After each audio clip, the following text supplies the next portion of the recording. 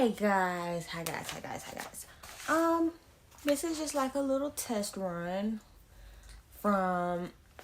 This is Jory from Jory's for Stories. This is a little test run. I'm testing out some live features. I just got back from New York yesterday. I had a great trip. I really did have a great trip. Yeah. But this is just like a little small test run that.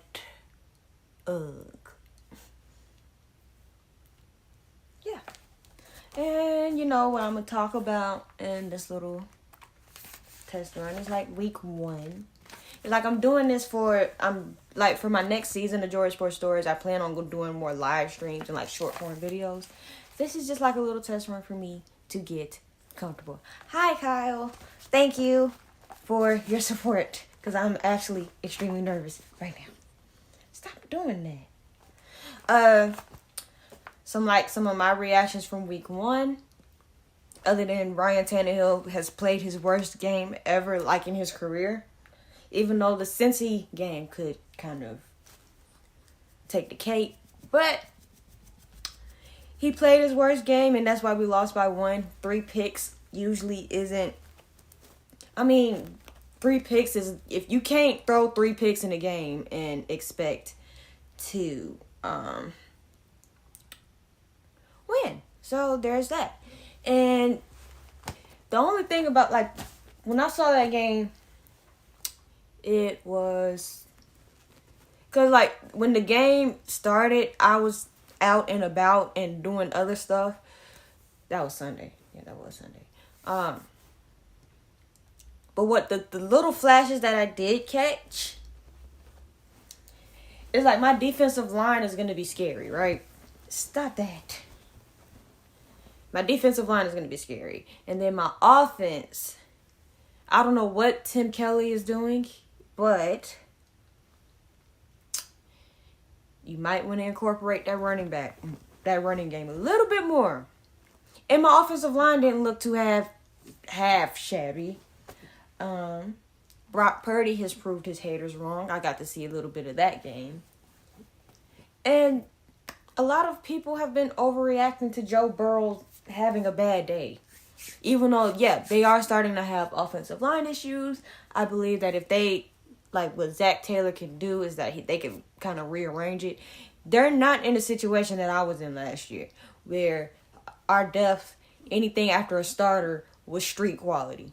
They're not. I don't think they're in that situation. But they did release La'el Collins, which made 0 sense. And then the Giants got 40-pieced by the Cowboys. You're right, Kyle. The Bengals do have a tendency to start slow. I believe the Bengals will be fine. I do. I don't know if the Steelers are going to be fine, but the Bengals will be fine. It's just week 1. Now, the Giants getting 40-pieced by Dallas was something I got to see that live. I didn't get to see it live, at the game, but I was in New York for that. And I saw a whole bunch of Giants fans, and they were really upset. It was quiet. New York is never quiet. New York City is almost never quiet. And I learned that from being there for 6 days. It's almost never quiet. So, they were quiet. I'm like... And when I saw how the offensive line was getting ragdolled and how Daniel Jones couldn't do anything, the only question I had was for the coach to put Daniel Jones in down 40. You didn't touch the end zone at the end of the game. There was no point in doing that. You weren't gonna catch up. What were you gonna do? Kick a field goal? I know my offense looked horrible. It did look hard. Well, my offense didn't look too horrible. It's just that Ryan Tannehill threw 3 picks. But we scored. And I'm going to talk about Josh Allen and throwing picks too. Because people are just the general consensus I'm getting about those 4 turnovers is some people are acting like he doesn't do this all the time. Well, 50% of the time. He is what I like to call a gunslinger but he's a turnover machine. He's literally a turnover machine. most gunslingers are turnover machines. The way I look at it. And then down goes the Jets season because they probably they'll be third or fourth in their division. Now that I know that, because their offensive line is horrible and they've done zilch to fix it. I don't know what Mekhi Becton is. I haven't seen him that much. It's just like a piece of redundancy. Like, we know that the Jets doesn't have an offensive line. They haven't had a decent offensive line in about, 3 to 4 years? So, Aaron Rodgers getting hurt when he told them not to. My thing is, I understand that the schemes and stuff like that, how they do things there. But if your quarterback who's 38 years old, who doesn't want to get hurt, tells you not that he doesn't like that type of blocking scheme because he wants to be able to get the ball out fast, and then turns around and does the absolute most because the offensive line collapsed like this. I mean, you have nothing to blame but yourself and maybe Aaron. And Kansas City does have concerns other than the wide receiver room. Like Kadarius Toney, we know what he is. Will you stop? He may or may not catch a ball, and he's a professional troll. Sky Moore didn't play too well, and then I don't know who the rest of the receivers is. So that's an issue. So when is Kansas City going to stop giving Patrick Mahomes Walmart workers and other retail workers to work with instead of going and getting him a good receiver and keeping a receiver? I understand it's Patrick Mahomes, but do you really want to keep putting this man with different levels of talent every year just because he can elevate it? No. If you want something consistent, go get him a consistent wide receiver. And Pittsburgh, I don't know what happened between the command. No, I'm talking about Pittsburgh. I don't know what happened between preseason and now, but that's not the same team because they played Buffalo starters in the preseason and they did a number on them. This is why I'm not really concerned about Buffalo, but Buffalo is what Buffalo is. They're good. They're trying to rein in Josh Allen, and it's not going to work because they've let his foolishness go on for too long. He's in year 5 or 6? You're not going to rein that in now because it's been getting him places for the first 5 or 6 years. You're not going to be able to rein that in. Now, if you saw that he has a tendency to be very reckless with the football early on, which everybody should have saw that. Everybody with 2 good eyes would have seen that he's had trouble with being reckless with the football and turnovers. That's something that they could have corrected early in his career, not in year 5 or 6 when they're trying to rein it in, because he's not comfortable being a dink and dunk quarterback. If they had did this earlier, we wouldn't have these issues. And now they're trying to do it and it's too late. And I wasn't even talking about the Bills. I was talking about Pittsburgh first. I don't know what's going on with Pittsburgh. As much as I love Najee Harris, did he take a step back? Or is that offensive line not as fixed as what I thought it was? And the defense. Oh, yeah. I do agree. I agree. Josh Allen does have to make those changes with those INTs. And the Bills knew, they knew earlier in his career that he was a turnover machine. He's a gunslinger turnover machine. That's what he is. That was the term I was thinking of. And that's why they haven't been able to, that's why they haven't been able to beat Cincy. They haven't been able to beat Kansas City because he's too reckless with the football, and they're relying on him to run and throw the football because for whatever reason they refuse to develop their running game. it's not even the fact that they don't have talent in the backfield. They refuse to develop it for whatever reason. And we use their quarterback, which they're going to learn. I feel like this might be the year that they learn your quarterback is not a running back either. It's not a running back too. You don't have Lamar Jackson back there. And I'm not even bringing him up anymore. I think the Commanders had looked solid. I like Sam Howell. Pittsburgh was flat. I don't know what's going on with that defense. I don't know if they're just having a hiccup or they're having troubles gelling week 1. But they're going to have to get it together. Because that division is not easy. And because the AFC East is what it is. And now that Aaron Rodgers is hurt. And the Bills definitely don't have Von Miller for the next few games. At least till week 5. I don't be surprised because from what I saw with because I got to sit there and watch the Patriots and Eagles game in my hotel room. I did. I sat there and watched, and when they wanted to change the channel, I had to have my phone to watch it on. The Patriots could be a pleasant surprise. Their defense is a good defense. Now, offense and Bill O'Brien, he aggravates me. That's trauma.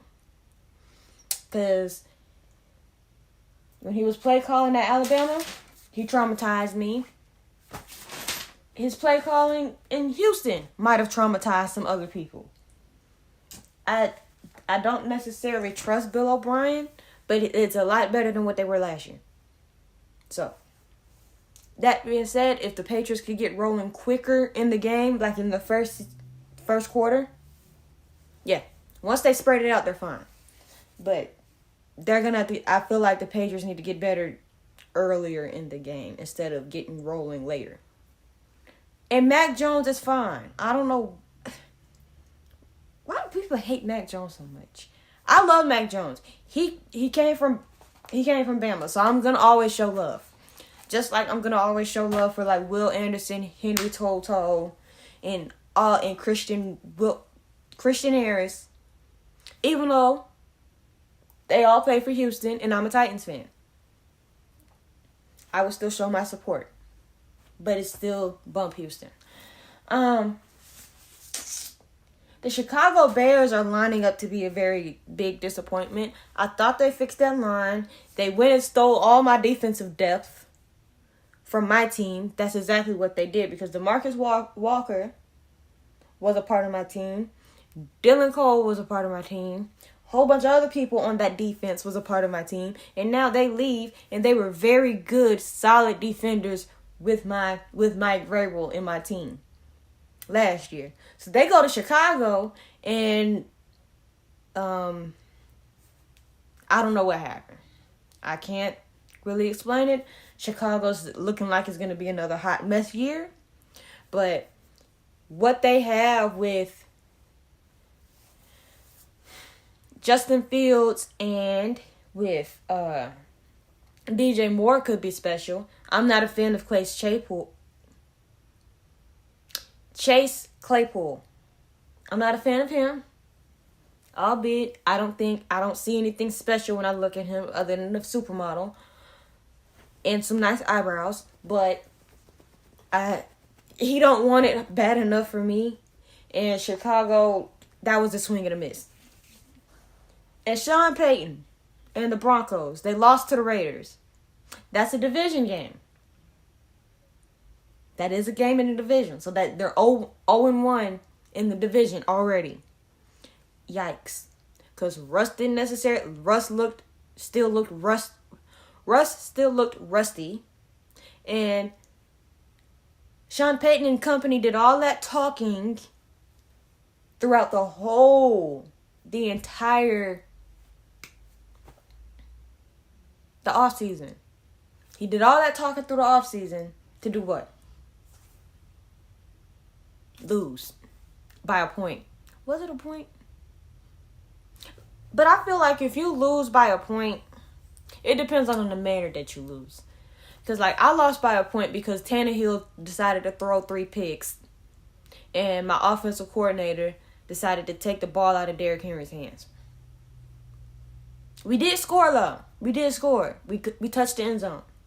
As long as you score, you're to me. But an L is an L, so I'm not going to go there. And Chris Jones did get his 1-year deal. I think it was like 19 point something million or 25. I don't know what the year, what it was $25 million this year. 19 point something guaranteed, I believe. So if they don't, I feel like this is a situation where they can get it together after the season. They can give him his bag after the season, but he'll be a free agent. So he doesn't have to go back to Kansas City if he doesn't want to. So if Kansas City wants to continue to be cheap with him next year, he's gone. I can tell you that. And J.K. Dobbins is done for the year. I hate to see an injury happen, but Baltimore, injuries are going to happen in Baltimore. Even though they did look good, it's not going to be the Lamar Jackson, Odell Beckham Jr. show. If they're going to succeed, it's going to be Lamar Jackson and Zay Flowers. And minus no matter how good the Ravens look versus the Texans, I just want to put it out there. Lamar threw a pick and he didn't throw a touchdown. So, and he didn't necessarily look too well. Minus the times he was getting Zay Flowers the ball. And Cam Hayward is going to be out for a few weeks. That's probably why this Pittsburgh Steelers defense won't look the same for a few weeks. But, yeah. Hey, Key. And now I could talk about why the U.S. failed to medal. USA basketball. You know, here's the thing. Here's my whole spill on it. Steve Kerr. This is what I'm starting to realize about Steve Kerr. And everybody else needs to be realizing this as well. He doesn't like bigs. I don't think he likes bigs. I don't think he likes sizes. So the one thing that consistently, whenever I had the chance to watch USA basketball, will you stop moving around? Whenever I had the chance to stop to watch USA basketball, oversized, out physical, they don't have any heart. Like, what is going on? And now you have people like LeBron and AD and Steph Curry and them trying to revitalize Team USA, saying that they're going to play in Paris. Bron don't need to be playing. AD dang sure don't need to be playing with his fragile behind. Steph, I get it. But anybody with any old NBA player does not need to be playing in the Olympics or in the World Cup. Especially if you get injured a lot. But yeah, Steve Kerr does not like bigs. That's my opinion. That's what, like, this whole off season we've been saying that Golden State needs a big. And what did they do? They go re-sign Draymond.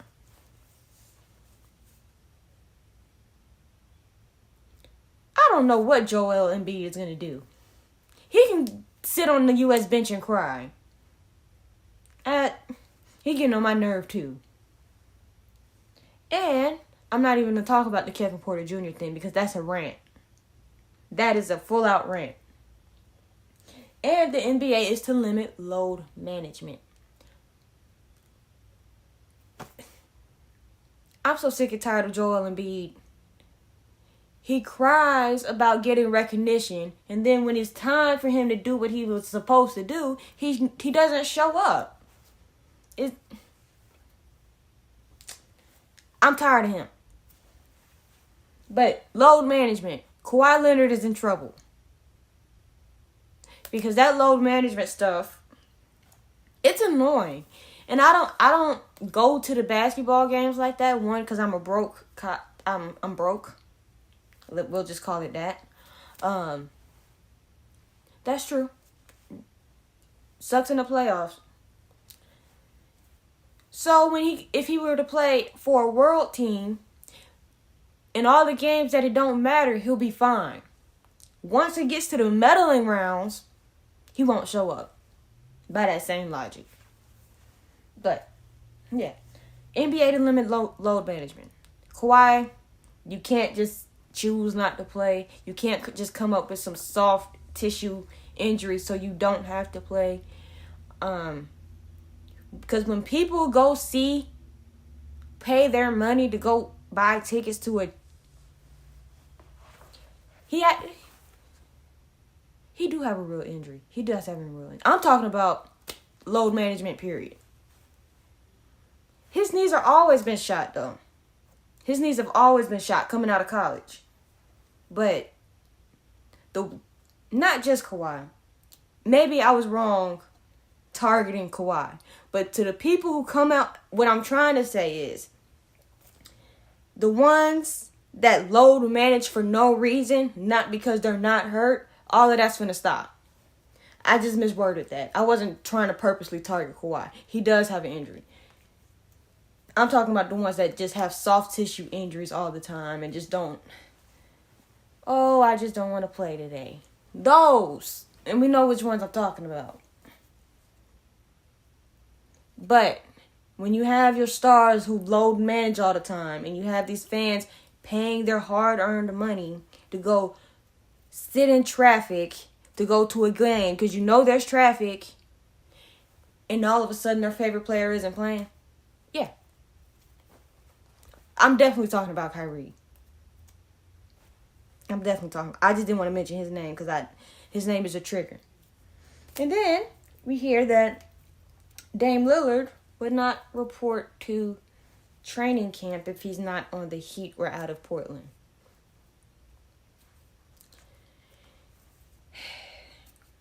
The way I feel about Dame Lillard, this whole situation has been handled unprofessionally by both sides. Yeah, I understand that. And they can't completely eradicate it. Because if you're hurt, you're hurt. If you can't play, you can't play. But it's a change. Just like it's a start. Just like how they put those rules in to eliminate flopping. I don't think it's going to change the flopping. It's just going to change the way the players flop so they don't get flagged. This is not football. So they don't get a technical. It is a technical, yeah. So they don't get a technical. The NBA is going to do the best it can to eradicate the flopping part too. Now, how that works in the regular season, when you have people like LeBron James pulling out dramatics, and all this other stuff to show a foul, I don't know how that's going to work. Because if you're just going to tech people up for flops, how many techs are you going to get for the exact same offense before something else happens? That part I'm curious about. But yeah. Back to the NFL. The Falcons look better than what I thought. I mean, I think I've said on an episode or two that I wouldn't be surprised if the Falcons won that division. But they looked better than I expected them to. Desmond Ridder is still Desmond Ridder. He's still... I don't know.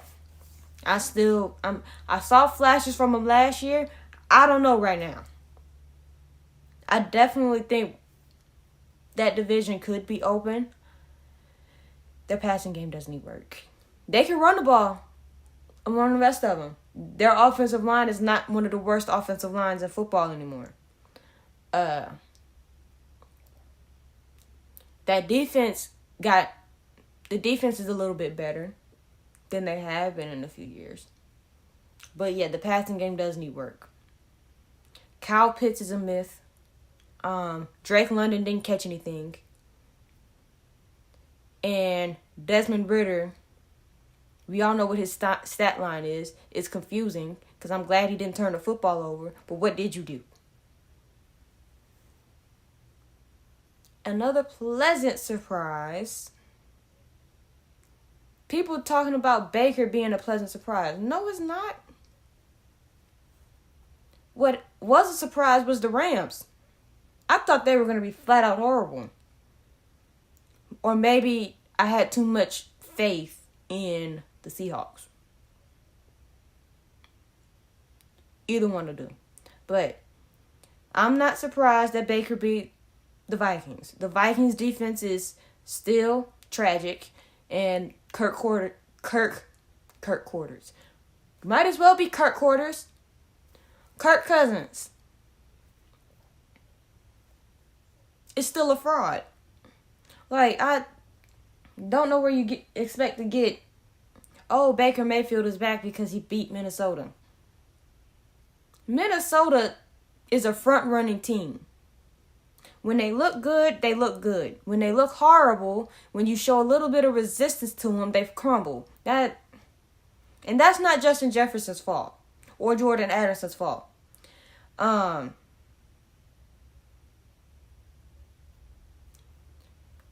I do think when it comes to Minnesota is that they're going to have to start looking for their franchise quarterback soon because Kirk Cousins isn't it. I mean, we might be on the last year or two of Kirk Cousins in Minnesota. If I'm being honest, it should be the last year or two. All Kirk Cousins done is go around the league and steal money. He's done absolutely nothing. And when it comes down to it, your quarterback is pretty much everything. So that's why I know that my team after this year is probably going to need another quarterback. Because I'm not too strong on Malik Willis, even though he's gotten a lot better, and that's quarterback 2. And I definitely don't like Will Levis. He's going to have to show me something. But as far as Minnesota's concerned, people are saying, I've seen all on Twitter. I'm going to call it Twitter. Oh, Baker's back, and Baker did this, and Baker did that. What do you do? Other than trash talk and lead a bad team. Like, both of those teams were bad, if we're being completely honest.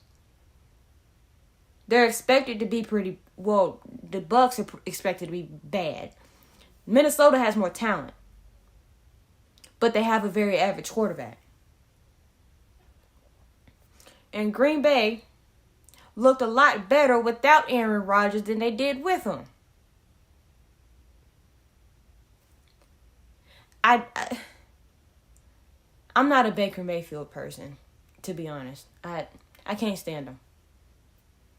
I just think he's an average quarterback, and all the hype that he got was unwarranted because he was a number 1 pick who didn't play like a number 1 pick for all but 11 games. And he has his moments. I'm not trying to discredit Baker Mayfield. He has his moments where where the ceiling is up here. But he also has his moments.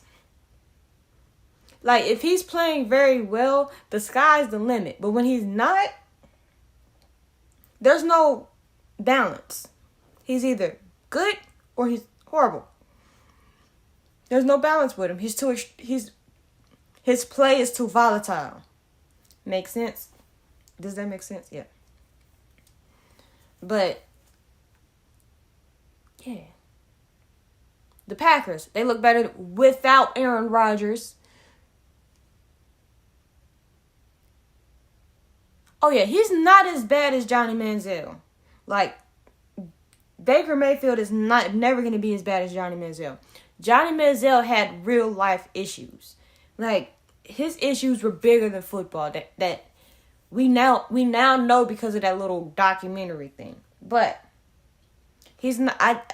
I just don't like Baker. He said things to people, like some of the things that came out of his mouth. I'm like, really?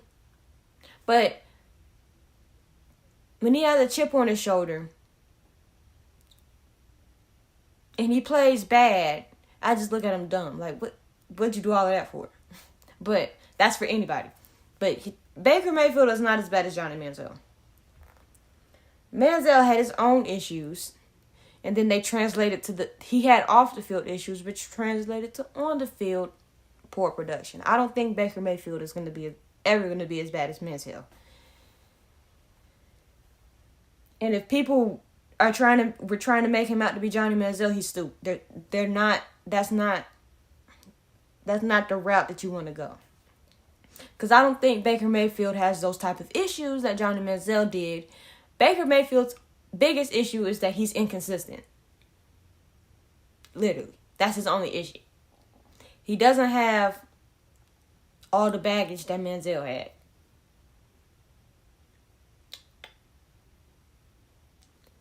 Yeah, Packers. Back to the Packers. They looked a lot better without Aaron Rodgers. Granted, Aaron Rodgers just got hurt again, but yeah.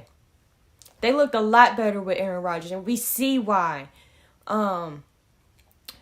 You had people like A.J. Dillon and Aaron Jones and stuff coming out to say things about Jordan Love.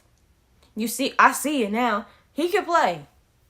I got to see a little bit more of it, but he could play from the 5 seconds that I did see. Because when I watch football, I just can't just sit there and watch one game. I got to click to one, click to another. When the other one goes to a commercial, I click to another one. It's just so I can see a little bit of everything. But yeah, and he has chemistry with his receivers. So that really just makes me think that Aaron, Mr. Rodgers, because Aaron went to New York and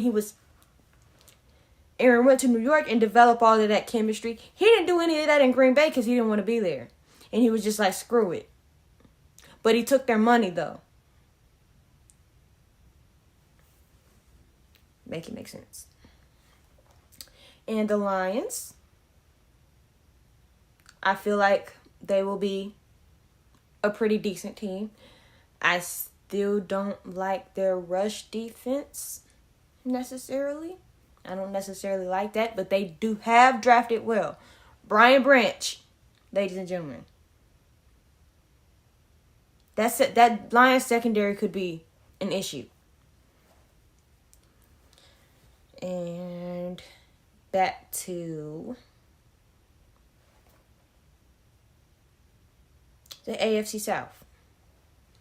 Because one thing I did want to mention, and I might make a few people laugh or whatnot, but I understand that Jacksonville played well. But the entire division lost but them. And it's like, I'm already sick and tired of the Golden Pony Boy hype train. I'm tired of it already. Because it's like, I understand what Calvin Ridley is. And he looks like he hasn't missed a step. But I feel like my defense is going to have a hand on that. And I have to see more from Jacksonville. But I do like what I do see. Just saying. And Indianapolis. Did we not expect this to happen? Their offensive line is still bad. I don't know what's going on with their defense. And Irsay is just in the press box just chilling. Knowing that he needs to pay the running back at least for 1 year to make this transition easier for Mr. Richardson. And Anthony Richardson came off the field at least once limping and looking ginger. So you're already getting this man hurt.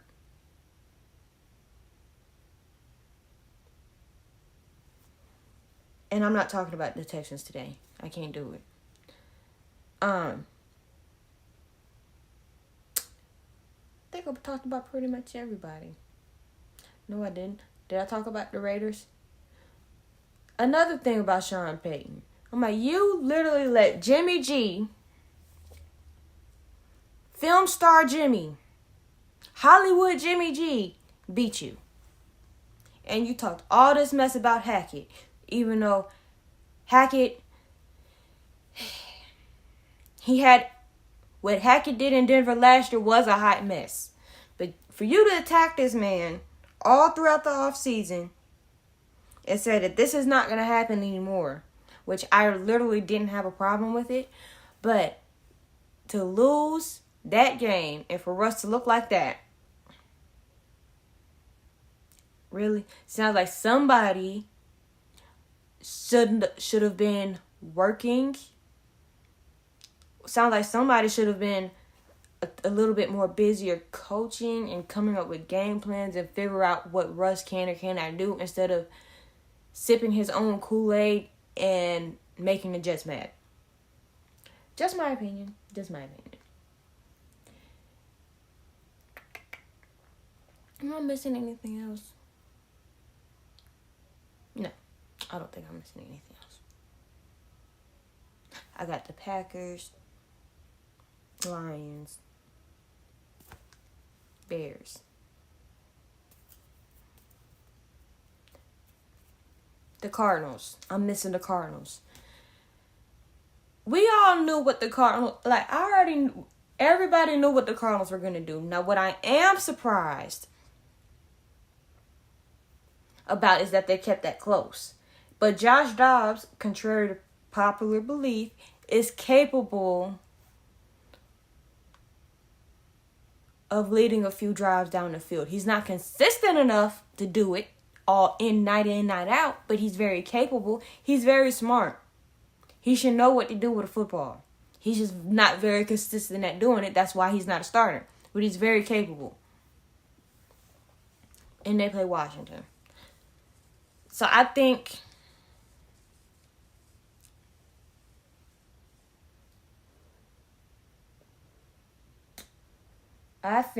the top defenses in the NFL will probably be probably, because the Rams defense look pretty much back to normal. Not really, but I don't think they're going to be top 10. But I think that the Eagles will have a good defense, even though if you wear them out and running the football is still, their run defense is still a little questionable, they have a good defense. Patriots got a good defense.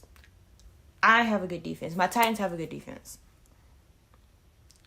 Bills will probably have a better defense with Von Miller. Ravens, the purple people, they have a good defensive line or whatever. Cleveland. See, usually I literally don't like talking about the Browns. I can't talk about the Browns. The Browns are horrible to me. The Browns trigger me. But their defense, I'm not talking about the idiot they have at quarterback and anything else. I'm talking about their defense. Their defense is pretty much back on track after a down year last year. I like their defense is going to be pretty stout.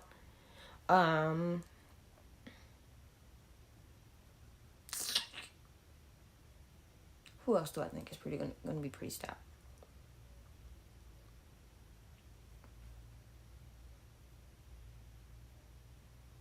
It won't be the Raiders because the Raiders have never had a good defense.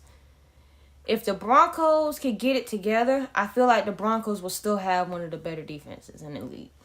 If they can get it together. Sean Payton can keep it together.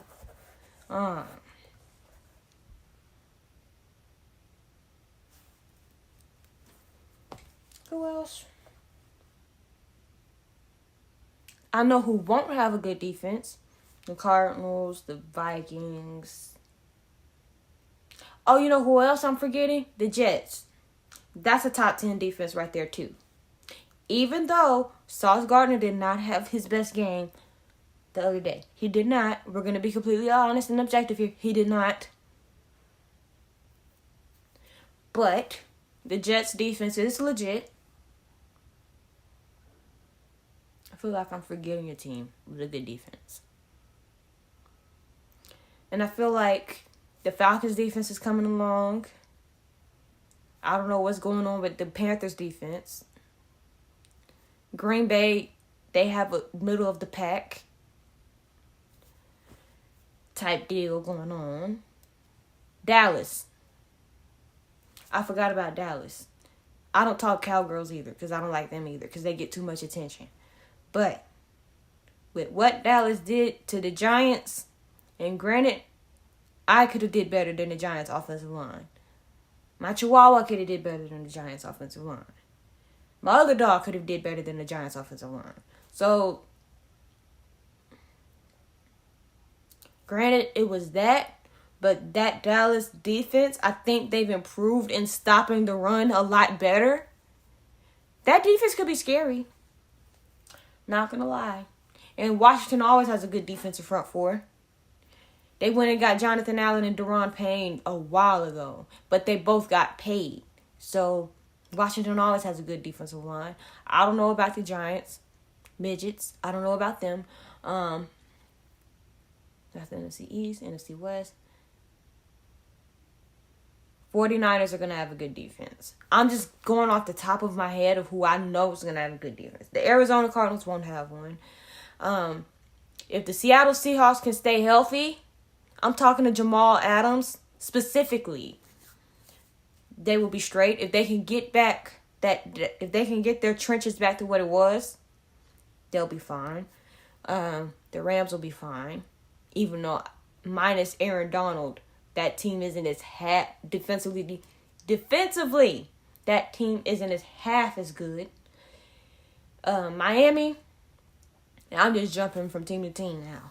Miami, their defense leaves a little to be desired, but I feel like that'll go away once they get Jalen Ramsey back. As long as they can keep Tua on his feet and upright, they will be fine. Also, people who are clowning Tua for taking jiu-jitsu and trying to break fall and everything, I told y'all it was going to work. I literally said it was going to work because I've done it myself. I was almost to my advanced red to brown belt. So I know how to break fall, and I know what that does. It literally protects this back here. This. So he'll be fine.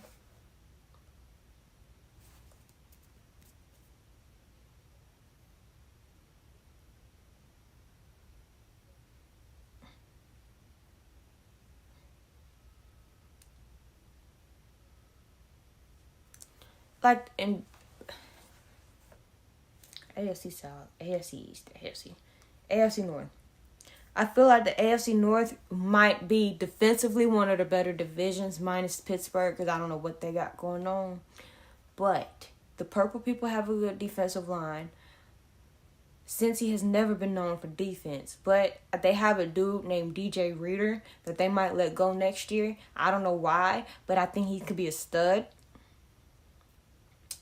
Cleveland is what it is. Oh, backtracking, going back to the AFC South. My defensive line is going to be I already said my defense was going to be good, but my defensive line is going to be an issue. Cause not named Jalen Carter or Michael Parsons, who made one of the biggest splashes of Week 1, Arden Key. And I thank Jacksonville for giving up on him, for letting him go. Because that man is going to be a monster. And if you have him with Jeff and with Nico and with Harold in the back, and then you have Kevin Byard, and my secondary is healthy, my defense is probably going to carry my team. And Ryan Tannehill, Mr. Tannehill, we can't have another game like that. Now I'm getting amped up. You throw another 3 interception games, I'm done defending that.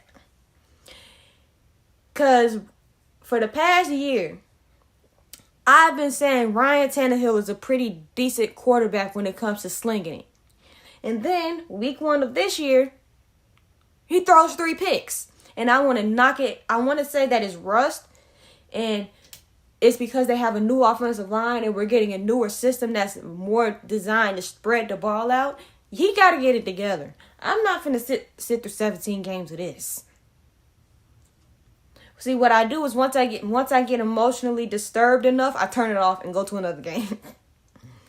I think most football fans do that, but that's how I cope with it, and then I go back.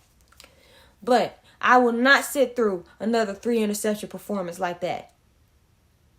It could have been worse. He could have fumbled too, Mr. Josh Allen, but the 3 interceptions was enough. And granted, one of those interceptions really should have been a DPI, if we're going to be completely honest. And the refs in that game, they cheated and stole a whole defensive touchdown from us. If you know, you know. But that game wasn't just, oh, you lost the game. It wasn't. You can blame Ryan for the picks, but the refs were horrible. So between the referees and Ryan Tannehill not playing well and Tim Kelly not looking like he didn't know what the heck he was doing, calling plays, that's why we had that. But like I said, my team will be fine. We have the Chargers next. Yeah.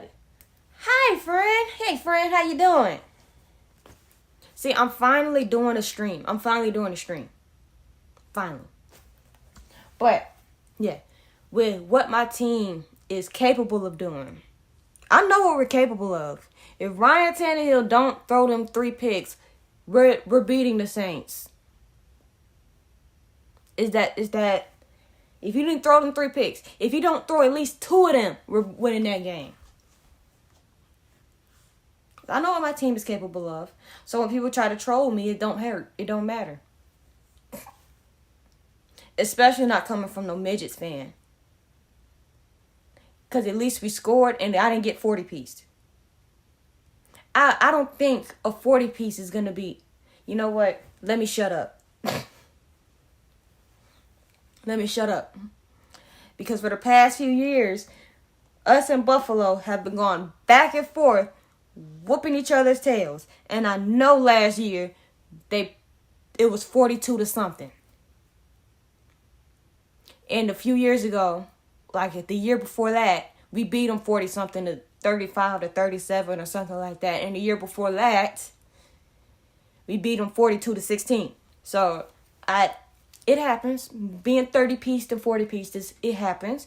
But when you don't score and you get shut out,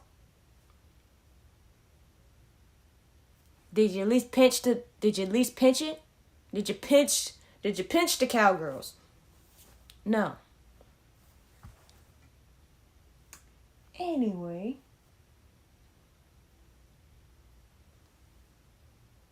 What's another thing I wanted to say? Oh. I want to be on a record saying that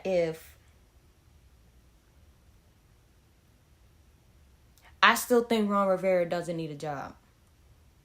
And if that the Commanders fall apart for whatever reason, he's finished. But I don't think they will because they bought in EB. Part of me thinks that, yeah, Eric Bieniemy was he was a good hire for Washington, right? And I know a lot of people saying if Ron Rivera leave or he gets fired, EB is up. He probably hired EB so he don't get fired. Did anybody think about it like that?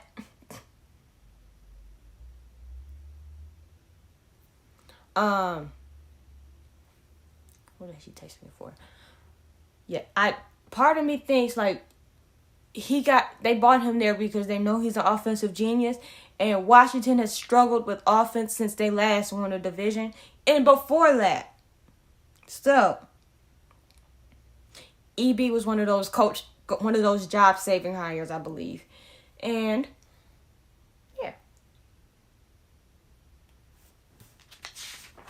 Other than the Bears being a disappointment and the turf thing and I know this morning I was on a Coffee and Sports morning show over on the Sports Empire Network, and we were talking about if the Jets should go after another quarterback. Now, if they do that, he'll be a backup. I don't see why they would, at this point when you have a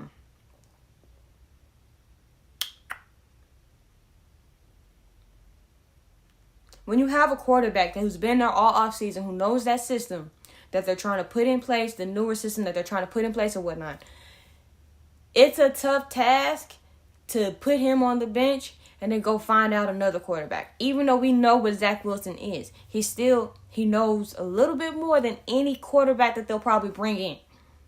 But if they do, he'll be a backup. If they do that move, he'll be a backup. But one thing I'm telling them, they will probably want to leave alone. Carson Wentz, leave him alone.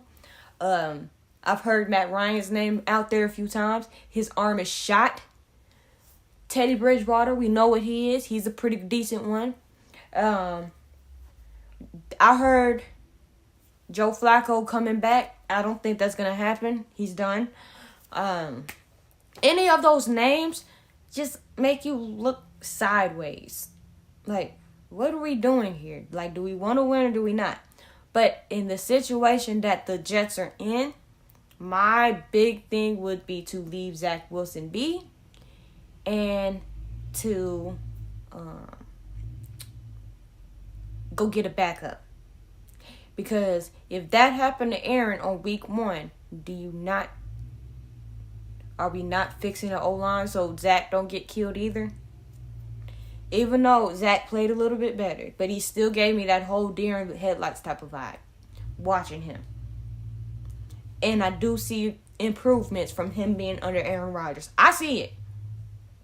But the thing with Zach Wilson is he got drafted number 2 over a throw. And they overdid it for him. And that's just that.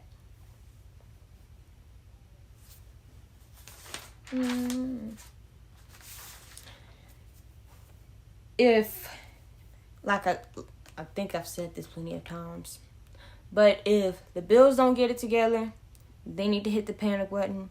If the Broncos don't get it together, they need to hit the panic button. I don't like hitting panic buttons week 1 into the season. But the Jets definitely need to be hitting the panic button because whatever realistic expectation that they have for this season, have it. Like if they had whoever unrealistic self said the Jets were going to the Super Bowl, they forgot it was the Jets and the Jets would do Jets things. But if it was Super Bowl, they won't even make the playoffs. If it was a conference championship, they won't make the playoffs. If it was making the playoffs, they won't be 500. So whatever your expectations for the Jets would be after Aaron Rodgers' injury, have it.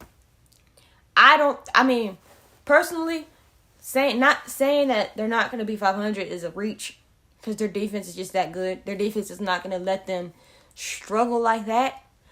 But it'll be a fight. It'll be a fight. And I looked at the power rankings, and I understand that we had this whole thing with Patrick Mahomes in Kansas City. But when you have, they at least need to be 5 or 6 if you're going to go that route. Because you got 2 undefeated teams right behind them. And I feel like right now, the Chiefs have concerns. Like, there is no reason on the power rankings that Miami should be lower than the Chiefs and the Miami won their game. There should be no reason other than Patrick Mahomes. Miami has the better receiving core. They've been protecting Tua a little bit better. Now, the defense is a little iffy, but I feel like it'll improve once they get Jalen Ramsey back, like I said. I don't agree with that. And when I looked at that list, I'm like, who made this list? Who made this list? Doesn't make no sense. Anyway, I'm going to get up off of here. Thank you guys for chatting with me in the comments. Key, Kyle, my dude, Jalen, I appreciate it. And I have more things to come. So, without further ado, you guys enjoy the rest of your day.